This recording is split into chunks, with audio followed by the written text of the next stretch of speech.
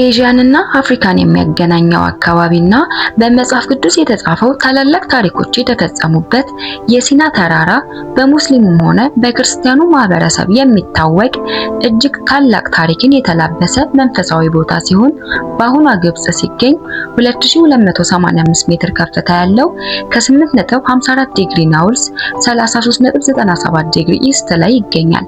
ለዚህ ቦታ የምትቀርበው ታዋቂዋ ቦታ ደግሞ ቅድስት ካትሪን ገዳም ስትሆን ይህችም ገዳም እጅግ ጥንታዊ ገዳም ስትሆን በ6ኛው መቶ ክፍለ ዘመን በንጉስ ጀስቲን እንደተቆረቆረች ይነገራል። ይህንን ቦታ ሊቀ ነቢያት ሙሴ ከእግዚአብሔር 10ቱን ትእዛዛት የተቀበለበት ቦታ ሲሆን በመጽሐፍ ቅዱስ ከኦሪት ዘጸአት ላይ እንደምናውቀው ሊቀ ነቢያት ሙሴ እስራኤላውያንን ከግብጽ ግዛት አስወጥቶ ማርና ወተት ወደምታፈሰዋ የቃል ኪዳን ምድር ለመውሰድ ያደረገውን ሂደት ባህረ ኤርትራን በበትሩ ባህሩን ለሁለት ከፍሎ ህዝቡን ስለማሻገሩ የአባቱን የዮሴፍን አጽም በስደቱ ጊዜ ስለመያዙ ውሃንም ከአለት ስለማፍለቁ ይተነተናል። ሙሴ በህዝበ ሙስሊሙ ሙሳ በመባል ይጠራል። በዚህም ምክንያት የሲና ተራራ በአረብ ወይንም በግብጽ ሙስሊሞች ጃብል ኦፍ ሙሴ በመባል ይጠራል። በኦርቶዶክስ ደግሞ አብርሃም ይስሐቅን ወለደ፣ ይስሐቅ ያዕቆብን ወለደ፣ ያዕቆብ ዮሴፍን ወለደ። ከ12ቱ የያዕቆብ ልጆች የሆነው ዮሴፍም ሙሴን ወለደ። እነዚህ 12ቱ የያዕቆብ ልጆች በፈጣሪ በተገባላቸው ቃል ኪዳን መሰረት የአሁኑ እስራኤል ነገዶች ናቸው። ያዕቆብም በኋላ ላይ ስሙ ተቀይሮ እስራኤል ተብሎ ወደ እግዚአብሔር እንደተጠራ ቅዱስ መጽሐፍ ይናገራል። እናም ነቢ ሙሴ ለ435 ዓመታት አካባቢ በግብጽ የተገዙትን እስራኤላውያንን ከግብጽ ባርነት ለማስወጣት ከእግዚአብሔር መልእክት ይነገረዋል። ምክንያቱም ደግሞ በዛ ሰዓት ግብጽ በፈርዖን ትተዳደር ነበር። ግብጻውያንም እነዚህ እስራኤላውያንም በጭቆና ያሰቃያቸው ያሳድዷቸውም ነበር። ከዚህም በመነሳት ሙሴ በታዘዘው መሰረት ህዝቡን ለማስወጣት ይነሳል። እግዚአብሔርም ለምልክት ትሆነው ዘንድ በትረ ሙሴን ይሰጠዋል። ሙሴም በእግዚአብሔር እንደታዘዘው መሬት ላይ ሲጥላት እባብ ሆነች። ደግሞ መልሶ ሲያነሳት በትር ሆነች። ይህ ሁሉ ታሪክ የምነግራችሁ ከሲና ተራራ ጋር ስለሚያገናኘው ነው።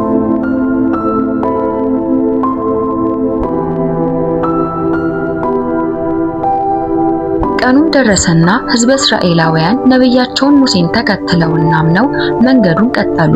ነገር ግን በመንገዳቸው ሁሉ ፈተናዎች ቀላል አልነበሩምና ረሃብ፣ ውሃ ጥም፣ እንግልት፣ ሌላም አቤቱታቸውን ለነብዩ ሙሴ እያሰሙ ነበር። ባህረ ኤርትራንም ለሁለት ከፍሎ አሻገራቸው። ከጉዟቸው አንዱ ክፍል የነበረው ሲና ተራራ ነበርና ውሃ የሌለበት የፀሐይ ሐሩርና የፈጠጠ አለት በሞላበት በረሃማ ቦታ በዚህ ጊዜ እስራኤላውያን የተለመደውን ንግድታቸውን ወደ ሙሴ ወረወሩበት። ሙሴም የሚያምነው እግዚአብሔርን ቀና ብሎ ለመነው። በዛም ጊዜ ከአለቶች አንዱን በያዘው በትር እንደመታው እግዚአብሔር አዘዘው። ሙሴም የታዘዘውን አደረገ። ሳይቆይም ከአለቱ ዘንድ ውሃ ፈለቀ። ህዝቡም በደስታ ከውሃው ጠጣ። ይህ ታሪክ ከ3400 ዓመታት በፊት መሆኑ ነው።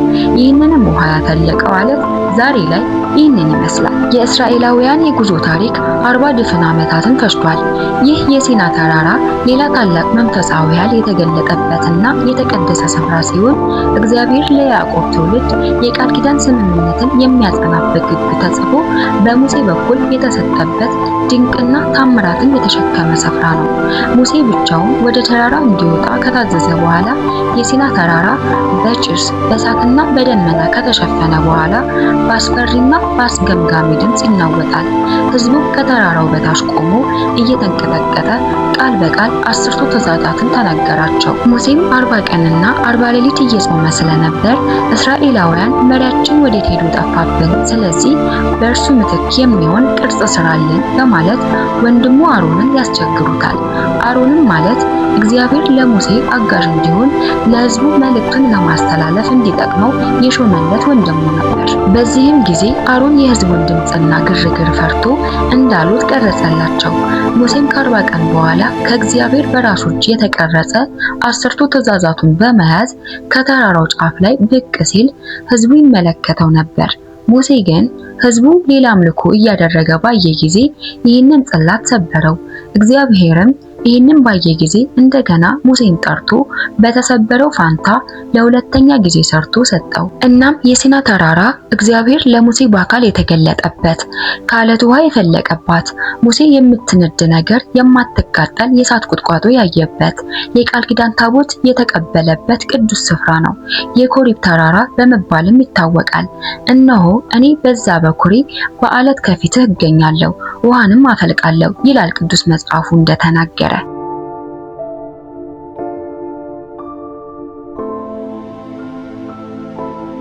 የኮሬብ ወይንም የሲና ተራራ በአሁኑ ወቅት ሙስሊሞች፣ አይሁዶች፣ ኦርቶዶክስ አማኞች ለመጎብኘት ቀን በቀን የሚጎርፉባት ቦታ ናት።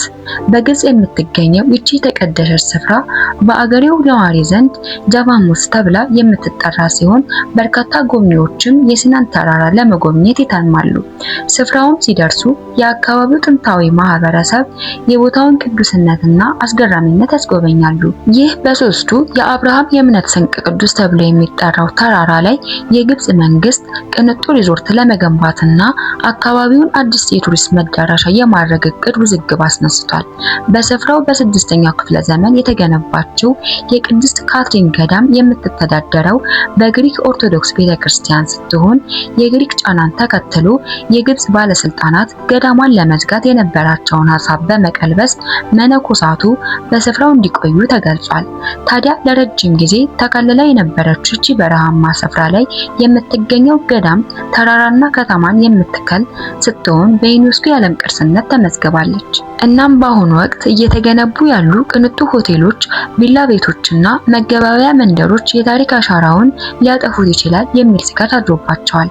በተጨማሪም ጥንታዊ ቤድዊን ወይንም ቤትላውያን ጎሳ መኖሪያም ጭምር ነው። የቅድስት ካትሪን ጠባቂ የሚባሉት እነዚህ ጎሳዎች መኖሪያ ቤታቸው እንዲሁም የቱሪስት ካምፓቸውን በአነስተኛ ወይንም ያለምንም ካሳ እንዲፈርሱ የተደረገባቸው ሲሆን በስፍራው የሚገነባው የመኪና ማቆሚያ መቃብሮቻቸውን ቆፍረው የቤተሰቦቻቸውንና የወዳጆቻቸውን አጽሞች እንዲያወጡ ያስገደዷቸው ሲሆን ይህም ፕሮጀክት ቱሪዝምን ለማጎልበት አስፈላጊ ዘላቂ ልማት በሚል ቢቀርብም በቤዱዊን ማህበረሰብ ዘንድ ሳይፈልጉ ጫና እንደተደረገባቸው የሲና ጎሳ በቅርበት የሰራው ብሪታንያዊ ጸሐፊ ቤል ኮፍለር ይናገራል። ማህበረሰቡም ይህንን ፕሮጀክት እንደ ልማት እንደማያየውና የእነሱን ፍላጎት መስዋዕት በማድረግ ለበለጠ የውጭ ጎብኚዎች ቅድሚያ የሰጠ ነው እያሉ ቅሬታቸውን እየገለጹ ሲሆን በማህበረሰቡ ዙሪያ አዲስ የማናውቀው ዓለም እየተገነባ ነው ይላሉ።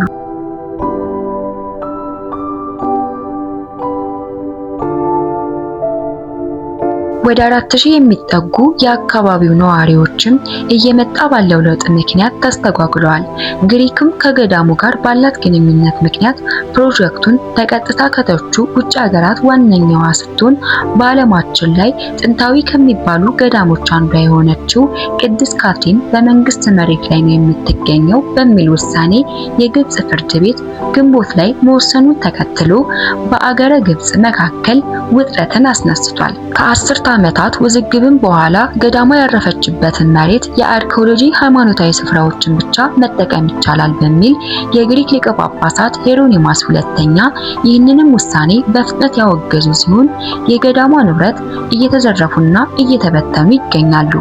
ይቺ የኦርቶዶክስ መንፈሳዊ ብርሃን በአሁኑ ወቅት የህልውና ስጋት ውስጥ የገባች ሲሆን ቅድስት ካትሪን የረጅም ጊዜ ጳጳስ ዳኒያኖስ ባልተለመደ መልኩ ከግሪክ ጋዜጣ ጋር ባደረጉት ቃለ ምልልስም ውሳኔው ለቤተክርስቲያናችን ከባድ ጉዳትና አስነዋሪ ነው ብለው ገልጸዋል። የቅድስት ካትሪን ገዳም ባለፉት ምዕተ ዓመታት በርካታ ውጣ ወረዶችን አልፋለች። ለበርካታ ዓመታት ከዓለማዊ ህይወት ተገልላ የነበረችው ገዳም በአሁኑ ወቅት ሁኔታዎች እየቀየሯት ሲሆን ከቀይ ባህር ፕሮጀክቶች መስፋፋት ጋር ተያይዞ በርካታ በሺዎች የሚቆጠሩ ጎብኚዎች ወደ ስፍራው እየተነኑ ይገኛሉ። አምላክ ትልቅ ኃይል ገልጦበታል የሚባለውን ቁጥቋጦ ቅሬታ እንዲሁም ጥንታዊው የመጀመሪያውን በእጅ የተጻፈ የሚባለውን የአዲስ ኪዳን መጽሐፍ ቅዱስ ቅጂ የያዘውን ሙዚየምን ይጎበኙ ነበር። ገዳሟን እንዲሁም ጥልቅ የሃይማኖታዊ ፋይዳ የሚቀጥል ቢሆንም እየተካሄደ ባለው ፕሮጀክት ግን አካባቢውና ለዘመናት የዘለቀው የማህበረሰቡ የአኗኗር ዘይቤ በማይመለስ መልኩ ተቀይሯል።